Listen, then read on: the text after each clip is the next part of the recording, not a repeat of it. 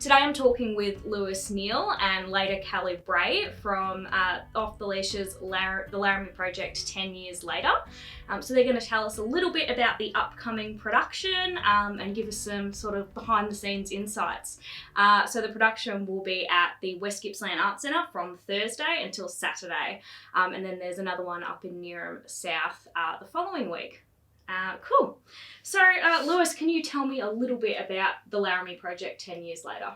So, the Laramie Project 10 years later is a sequel to a play by the same theatre company called The Laramie Project. It is about an infamous murder that occurred in Laramie, Wyoming in 1998, I believe, of Matthew Shepard, who was a gay kid who was attending the University of Wyoming, who was tragically murdered. And this is a murder that shook the nation and really rose the question of what hate crimes are and how we can approach hate crimes from a political standpoint. Yep, fantastic. And tell me a little bit about yourself. How did you get involved with Off the Leash and what's your background in theatre in general? So my background in theatre is I've done a lot of school productions and stuff. What school did you go to? I went to Cairo Christian School in Druin. So I think our most recent production was Fiddler on the Roof, which was a whole lot of fun. I've also done a bit of work with Theatrecraft Youth Unlimited, where they operate camps every year or so, and where you get a script on day one and then you perform it 7 days later, and it's a pretty intense experience, but. Yeah, I'm really happy to be part of Off the Leash now. I saw the advertisement on Facebook and I was like, I just have to audition for that. Yeah, fantastic. So what drew you to this production? I think it's something that I've never really tackled before. Something as dramatic as this, or something with as much gravity as this. It's verbatim theatre, so we're saying real people's words and we're portraying real people as they are, which is something that I've never done before. So I think it was just a really cool experience to jump right in and do that. Yeah, and is that style of theatre something that you've ever even seen anywhere? No, not really. I had to look it up and everything just to see how I would even approach something like this. Yeah, it's not really done locally at all, no. Yeah, so that's really cool. And what characters did you originally audition for? How did the audition process work? So we were given the role of a narrator during the audition process. So it was kind of very little information given, and you just had to kind of see the words and kind of approach it from a perspective of your own. And that was tough, but you also got to pick from a list of other characters where you were given a bit of information about them. So I think I auditioned with Jonas Slonica, who is one of the characters in the play. There was a little monologue there and I performed that as well as a monologue from the narrator. Okay, cool. And so you're playing Aaron McKinney as one of your many characters in this show. Aaron McKinney was one of the guys that murdered Matthew Shepard. Can you talk me through how you even started to approach that role? Yeah. When I first found out that I would be playing Aaron McKinney, I took a step back.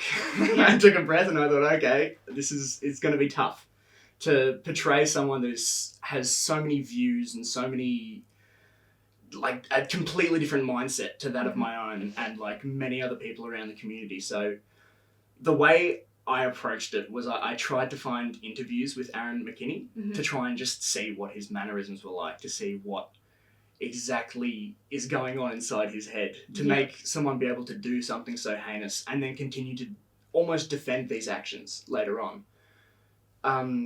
So yeah, after watching the interviews and everything, I decided to establish a basis that I knew, all right, I need to be able to fit into this character. I need to be able to do these mannerisms. I need to be able to do this accent. There's a really strong accent that he has, and that's probably the biggest crutch that I have to get into character is to get right into that accent and just like, because the alternative is to completely change my mindset into something that is just horrible. Yeah, absolutely.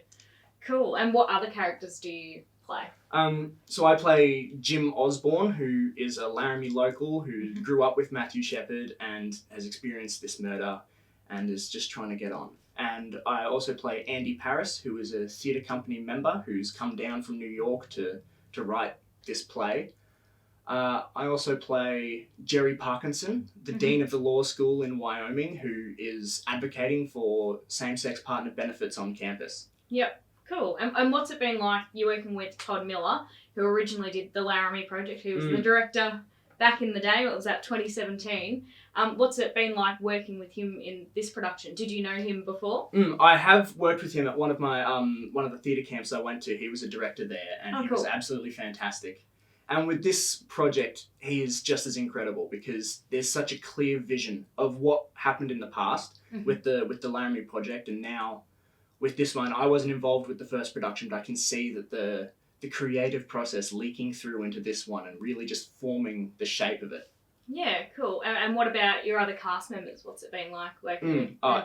Everyone's so incredible. Just there's a real sense of community and everyone's great. Everyone knows their lines. Everyone's just turning up and there to work, and it's fantastic. Yeah, cool. And there's a bit of a range of experience. We've got some like off the leash stalwarts in a way. Like we've got Tracy McDonald and Sharon Marshall. What's it been like working with those guys who are so ingrained in the company? They're just pros. It's so good to just be able to soak up all their experience and just learn from them because they're just so good at what they do. Yeah, terrific.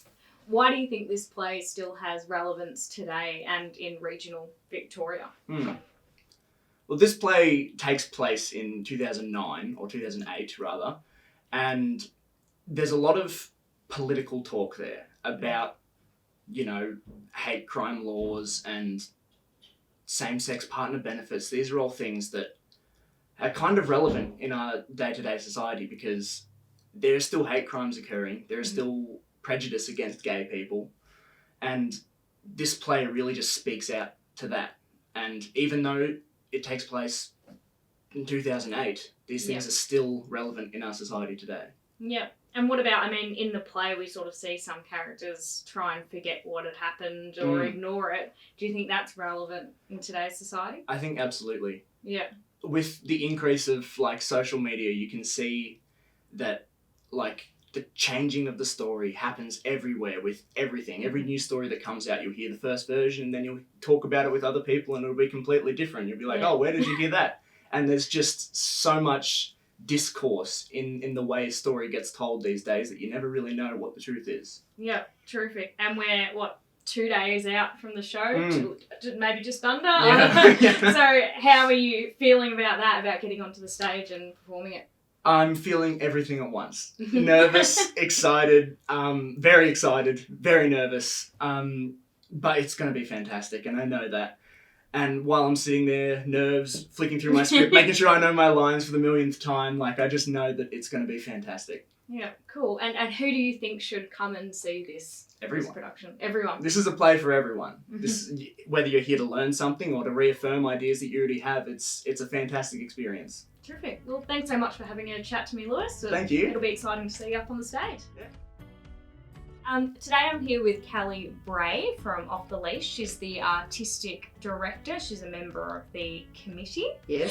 And earlier we spoke to Lewis Neal, who's an actor in the Laramie Project 10 years later. The Laramie Project itself is a cycle of 2 plays, which Off the Leash did the first one in 2017. And so it's important that you finish off the cycle with 10 years later.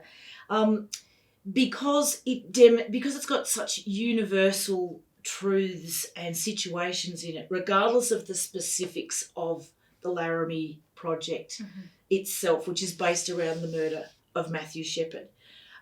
We do have all that's, as I said, universal truths and concepts. So not only is it important for a company to finish the cycle, but it is important for us to see where we're up to as far as a community in terms of equality, equity in society, inclusion, diversity, all that sort of stuff. Are we there yet, or is it a lot of lip service? Because as you dig a little bit underneath, you'll find that a lot of the things that this community face in the Laramie Project 10 years later are still very inherent in our very own Baw Shire community. Yeah. People are faced with, was it this or was it that?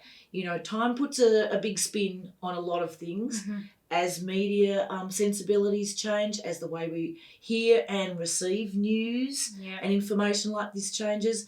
So it's good to see your own evolution as an individual and as a community. So it's important theatrically, and it's also important on that sort of social scale. So that's why it's important to see it through.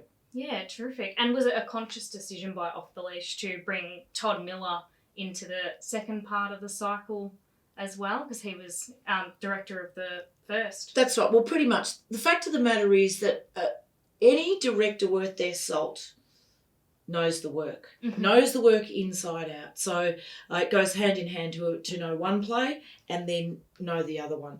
You don't necessarily have to see the first one to understand what's going on in the second one, not by any means. All those details are made quite clear, but it's important that there is a continuous thread. So having the same director brings that same voice to the page when we're off the page, as it were, when we're producing it on stage. Yeah, terrific. And so this production, it takes place in a bit of a more regional area. So do you think that's one of the reasons that it is so relevant for the Baw Baw Shire? Look, works like this absolutely have a lot more resonance in regional areas like the Baw Baw Shire because there's so much to relate to. Right? So much to relate to. The inherent families involved, the inherent there's much closer, more intimate relationships. So for a company that's in and of the Shire, with talent in and of the Shire, repeating this story, I think we've just got much closer ties to those experiences than, say, a city mob. So to go, yes, well, they're actors, of course, and they understand what's being put forward here, but it's not necessarily their own life experience. Where in this sort of region, as you well know, people go to kindergarten together, primary school, high school, go to the same footy, netball club. They all go to everybody's 18th, engagement parties, weddings, 21st, you name it. Those families all centre around the same units, really. So that's what happens with Laramie, the core of that regional community, and then the outsiders, the new people coming in and say, look, we've really got to evolve from this. I like living here, but we've really got to get a little bit more forward with this. It's not the 1950s. Things have changed significantly, and now the very grandchildren of the people that we're talking about, the foundational members of the region, are gay, are queer, have got very differing political and economic views, but they still want to live here. So that community's got to change from the inside out. Yeah. So I think that's why it has particular resonance for our regional communities. Yeah, for sure. Wonderful. And you spoke to me a little bit about New South Wales and how they've got the special commission, the inquiry into LGBTIQ hate crimes. Do you think that having this play performed now is especially significant because of that? Yes, look, you can load up the significance as much as you like. We've just had one of the biggest Pride weekends of all time up in Sydney and down here. The Gippsland Pride Initiative itself has just done their biggest events ever. So it is all coming together to go, look, it's not just about going, yay, aren't we different, aren't we special, aren't we colourful? It's actually about there's so many people who identify as not straight. Yeah. Whether it's just how they live day to day, let alone in their sexuality or choices of partner or whatever. It's about how they live now. It is burgeoning. There's so many options for everybody that we've really got to start going, there's space for everybody. Yeah. So the inquiry is an interesting one because it is on a state level rather than a federal level. And I think, that's because policing is done on a state level. Exactly. Of course. But if they get some significant answers to this, the ripple effect is going to be enormous because then you'll actually have a community that starts going, oh my God, so much of our murder rate is about hate crimes, be it about to homosexual people or to people of colour, to immigrants, hate crimes. And you start going, it's just not acceptable. Yep. You know, when you hear people going, isn't it bad today? Or, gee, you know, XYZ murder.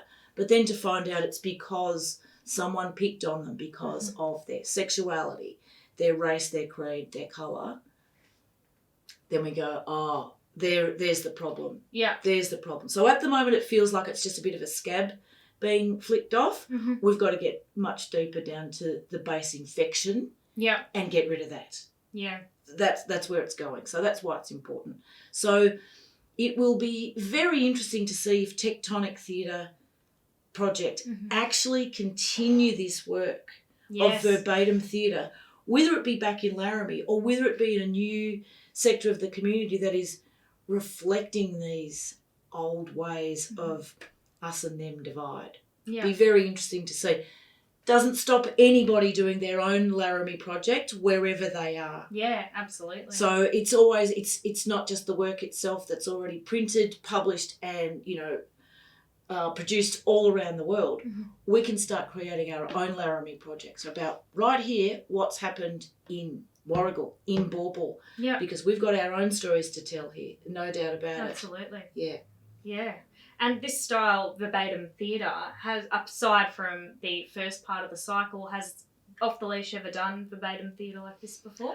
We have not so much a full production, but we do. There was a wonderful series called Short and Curlies, which was all verbatim theatre. So the idea is that you are getting authentic and original stories from the very mouth of the people giving over their life history or telling a story of about a moment in time. And then it gets transcribed to the letter.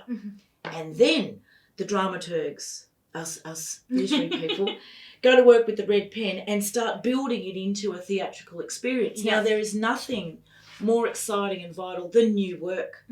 So, and especially when you go, I know that shop or that place that they're talking about. Absolutely. Or that event that happened here, you know, the great flood of, 2022, whatever. Yeah. So verbatim theatre is actually the wellspring for so much work that we can create for ourselves as artists in your own hometown, region, etc.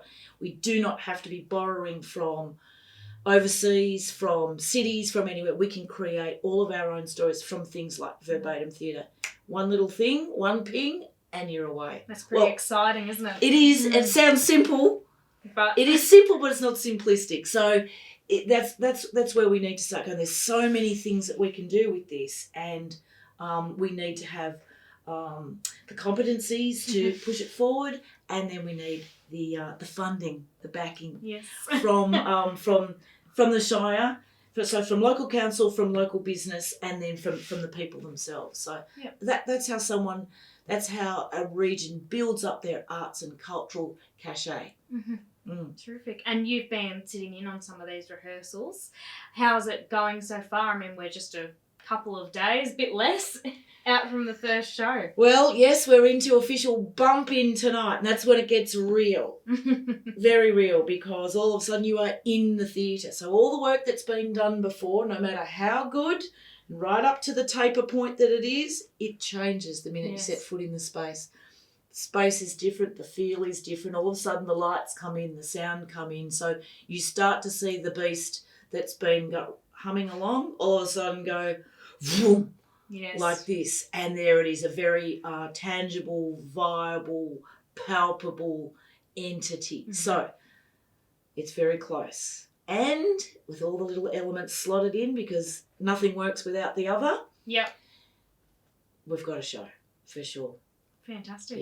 Yeah. What are the cast like? I understand there's lots of new people and lots of people who've been with Off the Leash for a very long time. Absolutely. It's really gratifying to see there's so many newbies and a couple that have only done one or two things that are back for this, and a couple of veterans as well. Yes. And I mean that in the best sense of the word. I don't mean vintage, I mean veteran. So to see all these new energies and new talents matched with some more experienced ones just spring off the stage, I love that. Yep. It's always great, really energising and inspiring when you get new people working together Yeah. and starting to bring their very special abilities into the group. And, you know, others of us are sitting there going, I can use her for this. I've got something in mind for the future. So hopefully the experience is such that these non-professional actors, now non-professional doesn't mean amateur, it means that they have to do something else to bring in the bucks to pay the bills. It means that they have a very specific passion, because the energy and commitment that's required when you get nothing but the applause from this it means it comes from a distinct love. There's a love and passion for the work. So you kind of find your tribe, and then you also see energies and chemistries blend and ignite. So that's always exciting. Yeah. And can you just describe to me, for those people that will be sitting in the theatre, what are they going to see? Right. Well, it is a sensory experience. So not only have you got the actors there giving off the text, working off the text, and, 9 actors playing 50 plus characters. So it's lightning fast. But we have a full-on media edition. So very much like what we're used to these days is our focus gets split, trying to tell the story immediately in plenty of ways. So there's going to be lights, action, camera, and live theatre. So this is new ways of making theatre. Again, let's just keep pushing the boundaries, because, the old proscenium arch classics are fine and good, but there's a million other ways to do theatre. So people sitting in that audience, that is what they're going to get. So really important new stories, and done with the latest and greatest sort of theatre, what we call theatre making techniques, incorporating multimedia, sound. There's a bit of an eerie wind blows through Laramie all the time, isn't there? So it's exciting because it's different in every way, and it's as important as any other piece of theatre you'll see. Yeah. Yeah. And what kind of people should come and see the show? Everybody. Of course, because you've got young people now going, this makes sense to me, and this is how I want to receive my theatre.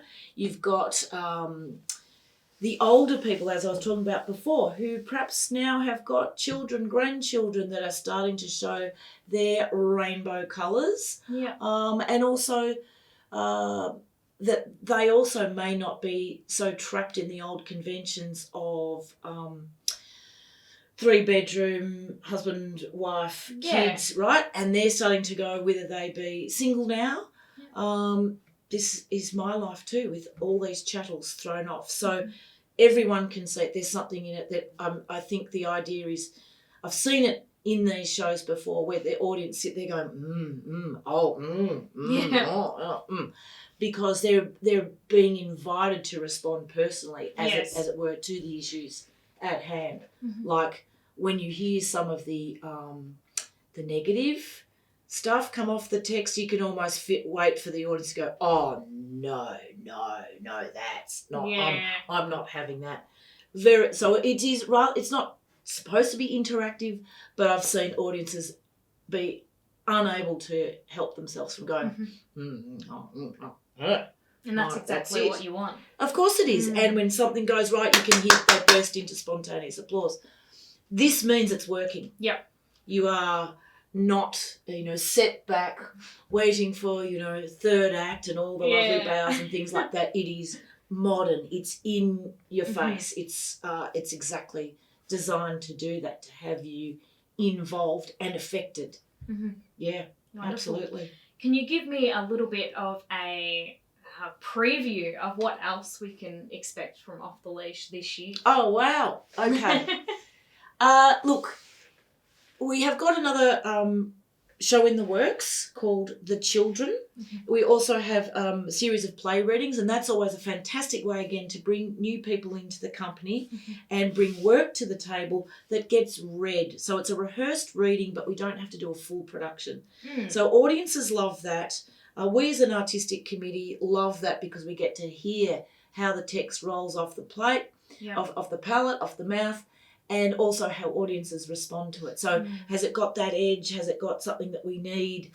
So play readings are always very exciting. And then I'm working on something quite special for this season, 2023-24. So see, we're in planning for that already. I can't speak about it just yet because, you know.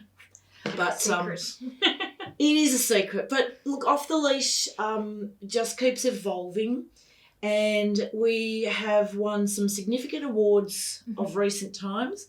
And that means our brand is out there. Yep. And it's, you know, it's kind of like this pulsating, growing, organic, dynamic thing.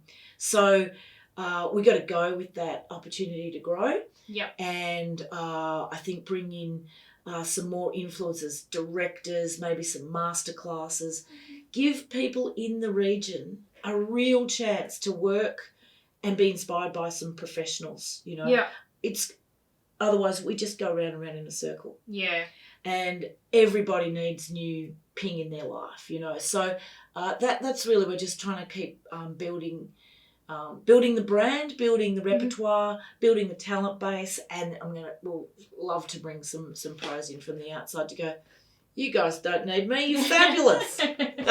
That's what you want to hear. That would be pretty good. I mean, we hear it every so often, but as you know from working in shows, you know, in the deep, dark winter, in some little hall, there's about 8 people going. Absolutely.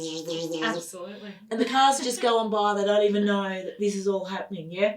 So it can be an isolating experience. And then all of a sudden you're on stage and the audience are going, how did this happen? Wow. But we've been working all year towards these things. So, I'd like to get it a little bit more like anytime people go past where we're rehearsing or performing, people go, Off the Leash are in there, or actors are in there, creative people are in there. It's not, you know, fantastic. Do you know what I mean? Yeah. So it'd be very much part of the understanding of people in this community that this stuff is going on, being built, created, worked on all the time. Yeah. Terrific. Yeah. Well, thank you so much for sitting down and having a chat to me, Kelly. A pleasure. I'm sure people can't wait to see the show. Well, we hope they can't wait to see the show and buy some tickets. It's very much one for the books. When I first ever laid eyes on the Laramie Project, the first one, all I did was go in to support a friend that was in the show. That's it. I had no expectations, thought, don't know if it's my cup of tea. And I have never, ever forgotten it in my whole life. Wow. So that's the kind of intense experience people can expect to have with plays like this. Yeah. And what are the show times and show dates? How can people get tickets? Well, first of all, get onto the West Gippsland Arts Centre website. That's the best way. Show opens Thursday. We do Friday and 2 shows on the Saturday. And we are looking to do a Saturday night up at Algae Hall, beautiful Algae Hall up at Nearham South. So, again, that's on Off the Leash Facebook page. All the links are there to the ticket sites or West Gippsland Arts Centre or Algae Hall. Fantastic. Plenty of options. No worries. All right, people will have to go out there and buy their tickets then. Buy the tickets at the door or online, but just buy them. Wonderful. Thank you so much for Thanks, coming Alyssa. in. No worries.